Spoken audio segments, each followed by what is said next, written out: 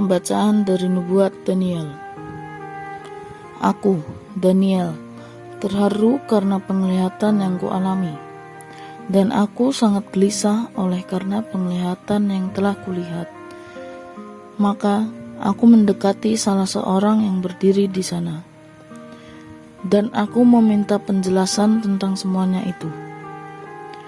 Maka berkatalah ia kepadaku dan memberitahukan maknanya.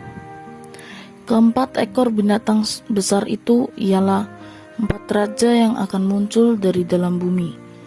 Sesudah itu, orang-orang kudus milik Yang Maha Tinggi akan menerima pemerintahan, dan mereka akan memegang pemerintahan itu sampai selama-lamanya.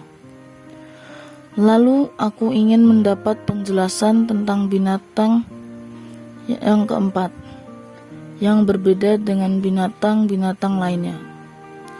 Binatang itu sangat menakutkan, bergigi besi dan berkuku tembaga. Binatang itu melahap dan meremukkan mangsanya, dan sisa-sisanya diinjak-injak dengan kakinya. Aku juga ingin mendapat penjelasan tentang ke-10 tanduk yang ada pada kepalanya, dan tentang tanduk yang lainnya, yakni tanduk yang mempunyai mata serta mulut yang menyombong, yang tumbuh sehingga patahlah 3 tanduk terdahulu, serta nampaknya lebih besar dari semua tanduk yang sudah ada. Tanduk itulah yang kulihat berperang melawan orang-orang kudus dan mengalahkan mereka, sampai yang lanjut usia datang dan keadilan diberikan kepada orang-orang kudus milik Yang Maha Tinggi. Dan datanglah waktunya orang-orang kudus itu memegang pemerintahan. Maka demikianlah katanya, binatang yang keempat itu ialah kerajaan keempat yang akan ada di bumi, dan yang berbeda dengan segala kerajaan lain.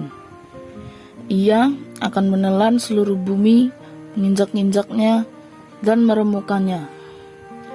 Ke-10 tanduk itu ialah ke-10 raja yang muncul dari kerajaan itu. Sesudah mereka akan muncul seorang raja, dan berbeda-beda dengan raja-raja yang dahulu, dan akan merendahkan 3 raja. Ia akan mengucapkan kata-kata yang menentang Yang Maha Tinggi, dan yang akan menganiaya orang-orang kudus milik Yang Maha Tinggi.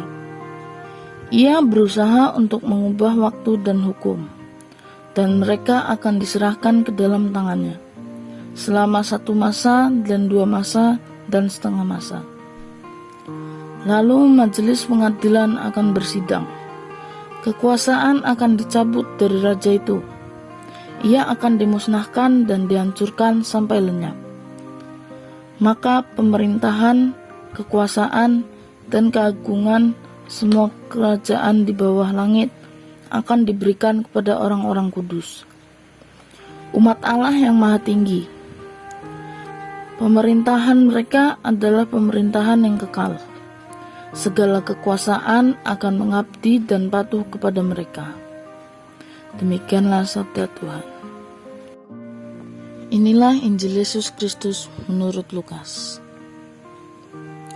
Pada waktu itu, Yesus berkata kepada murid-muridnya, "Jagalah dirimu, jangan sampai hatimu syarat oleh pesta pora dan kemabukan serta kepentingan-kepentingan duniawi.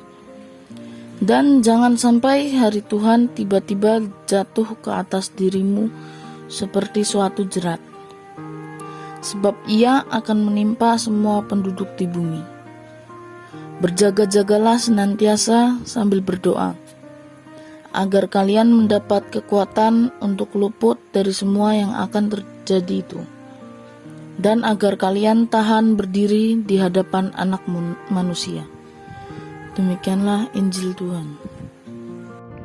Renungan pada hari ini adalah pengharapan selalu ada bagi mereka yang percaya kepada Allah.